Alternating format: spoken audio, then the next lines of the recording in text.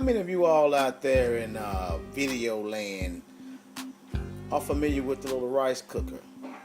Well, let me whip up a little, try and get you healthy, tasty meal, something that you probably hadn't thought of or came up with using this rice cooker and a few other items. I'm going to be using some jasmine rice in that cooker, but I'm going to add some slightly cooked collard greens, onions, some chicken from last night, mushrooms, and a selected amount of seasoning. First thing I want to do right now is go ahead and get my greens cooked as much as I like for them to be cooked and seasoned.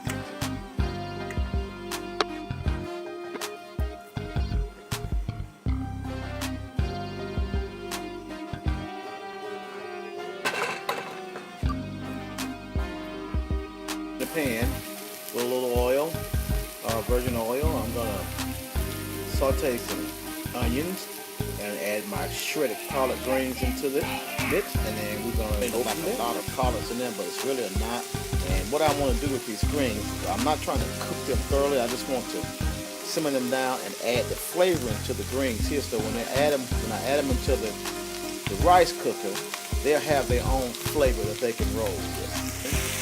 We have added some black pepper, some kosher salt, plenty of garlic pepper, roasted garlic herbs, and my trusty accent. And take these greens and get them to flip around a little bit. Now, as you can see, as they begin to stir, the greens, they really shrink down quite fast. Add a little bit more into the mix. The object is to get these green vegetables in here as many types of ways as possible can, having them as close to raw as possible. Okay, and now those greens got their little seasoning on and shrunk down. I'll drop it down, turn it off. So I'm gonna take that for a moment. Put the rice and the rest of the mix into the rice cooker. Now I'm ready to add the greens, but we'll do that cooking there. We're gonna add 1 cup of jasmine rice to 2 cups of fluid.